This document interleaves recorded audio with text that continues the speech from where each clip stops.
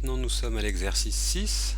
Donc dans cet exercice on donne un code binaire qui a chaque élément de f2 au cube, donc x1, x2, x3, donc il a 3 coordonnées qui sont dans f2, donc c'est des 0 ou des 1, va associer un vecteur qui va avoir 6 coordonnées, aussi dans f2, qui sont obtenues de la manière suivante. La quatrième coordonnée c'est la somme des 3 premières, la cinquième c'est la somme de la première et de la troisième, et la sixième c'est la somme de la deuxième et de la troisième.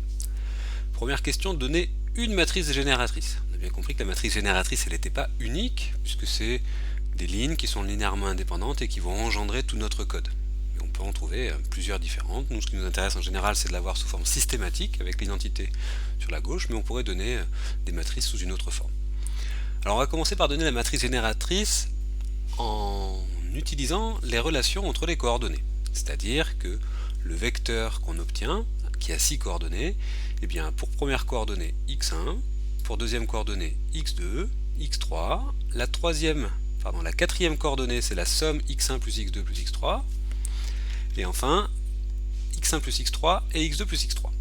Donc dans chacun des cas je peux mettre x1 en facteur, x2 et x3. Donc x1 sera facteur de 1, 0, 0, 1, 1, 0. D'accord, donc j'ai bien ce vecteur là. Pareil pour x2, pareil pour x3. Donc finalement le code que j'obtiens, c'est toutes les combinaisons de ces trois vecteurs là. 1, 0, 0, 1, 1, 0, 0, 1, 0, 1, 0, 1, 0, 0, 4, 1. Donc si je veux donner une matrice qui va générer ce code, eh bien j'ai juste à écrire ces trois vecteurs là en ligne. Donc le premier il est ici, le deuxième est là, et le troisième est ici. Donc j'ai juste à écrire ces trois vecteurs là. Je remarque que j'ai directement la matrice G sous forme systématique, puisque j'ai commencé par x1, puis x2, puis x3, et que les premières coordonnées de l'image, c'est x1, x2, x3. Donc j'ai la matrice G sous forme systématique, et je vois bien qu'elle est donc forcément de rang 3. Deuxième question, encoder le message 0, 0, 1 à l'aide de G. Donc G, c'est la matrice que je viens d'obtenir au-dessus. Le produit 0, 0, 1 fois G, eh bien c'est la somme des deux dernières lignes de la matrice G. Donc 0, 1, 0, 1, 0, 1, plus le vecteur 2, 0 et 4, 1. Et j'obtiens ce vecteur-là, en rappelant la règle dans F2, 1 plus 1 égale 0. Question 3, donner la distance minimale de ce code. Donc pour avoir la distance minimale, eh bien je vais lister tous les mots du code et leur poids, et puis je vais regarder quel est le plus petit poids non nul. Donc voilà tous les mots du code. Donc là c'est facile, j'en ai 2 puissance 3, donc j'en ai 8. Je fais toutes les combinaisons linéaires des lignes de G, j'obtiens tous ces mots-là, je vois que le plus petit est 2 poids 3, j'en ai 4 de poids 3, donc j'aurai un code de distance minimale 3 et de capacité de correction 3 moins 1, 2 sur 2, 1.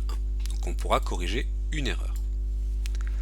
Enfin, donner une matrice de parité H du code C, pareil, une matrice, on a bien compris que la matrice de parité c'est la matrice génératrice du code dual, donc elle n'est pas unique.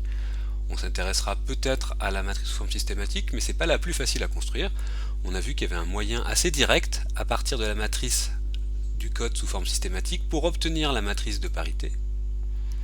Et ce moyen, il est le suivant. Je fais la transposée de la partie qui était à droite dans ma matrice G.